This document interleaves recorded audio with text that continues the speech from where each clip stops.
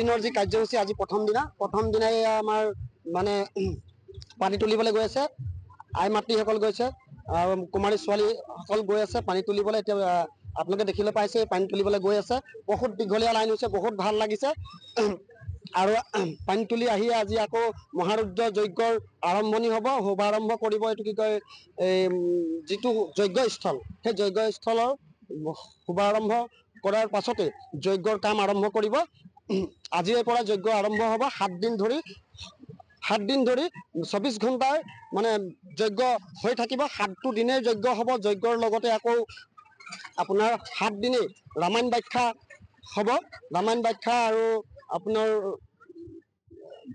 দুৰ্গা আই মন্দিৰৰ লগতে এভাগি শিৱ মন্দিৰো প্ৰাণ প্ৰতিষ্ঠা কৰা হ'ব।